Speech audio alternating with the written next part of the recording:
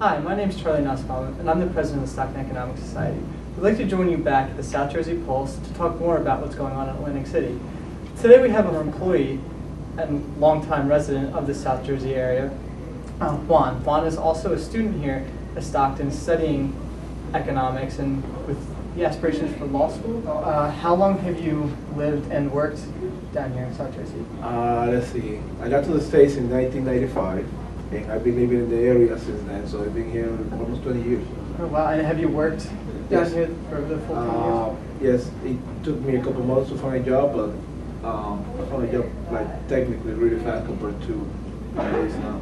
Yeah, and you worked in Atlantic City, correct? Yes, I used to work from Bodies, Sands, Clarish, Rebo and Coroner working at the Pomona.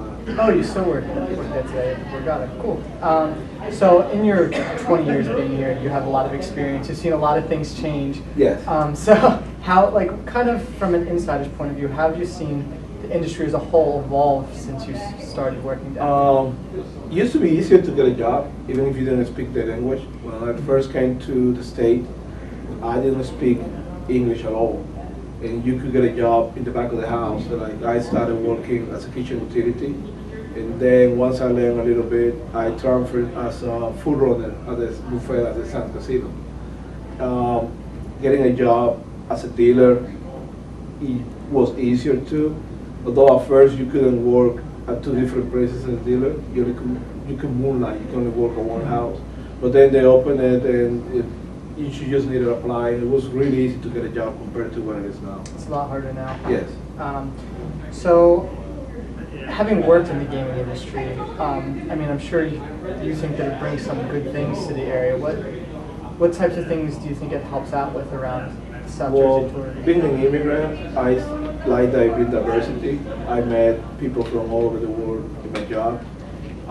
The economy, it was really good. I remember back then when you were trying to drive into Atlantic City in the summer, it was a nightmare. It was a lot of traffic jams. You could see license plates from everywhere, Canada, Ohio, California, Denver. It was a good area because it was investment in housing.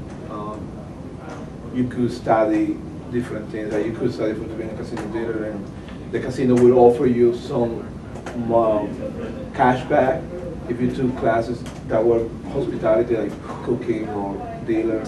They also help you to get your casino license. I remember when I applied for my license, the Sands paid for it, and they would just take a small amount of my paycheck to repay the debt. But it was an option that you had as an employee, and then also they would pay you renew the casino license.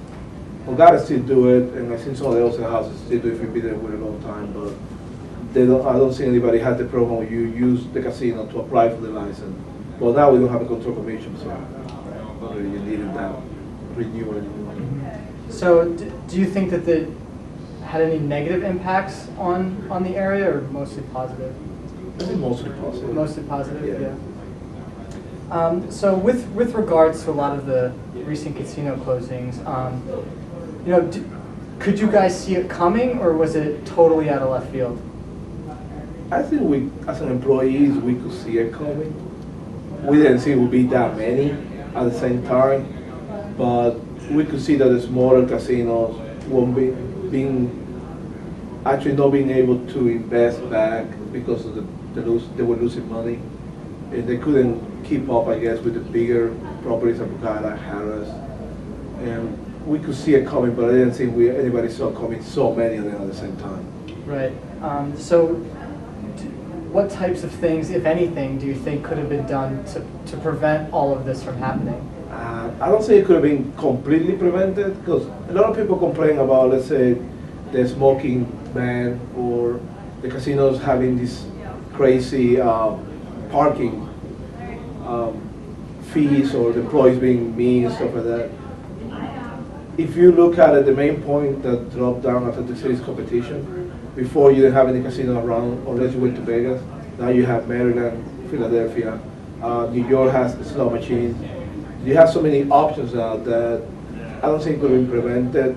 But in my opinion, if something could have been done, maybe not removing the Casino Control Commission or removing some of these tough regulations for small business. Maybe they have more small business around, they bring more people, they're gonna go, they need a place to stay, so they're gonna stay at the casinos. Right. Or maybe allow the casinos to expand more or be smaller, something like that.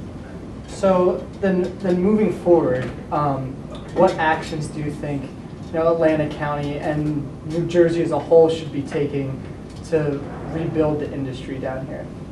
I think that they should allow smaller hotels, maybe smaller casinos. Also remove some of these tougher regulations, like if you want to open a bar, the liquor license fee is pretty stiff, and maybe be a more, offer some kind of tax credit for small business if they open up, for small business owners, they open up something else, or I don't know, maybe tax break to the casino, something to promote people to come and invest in the city and the current business to be able to invest back in the city.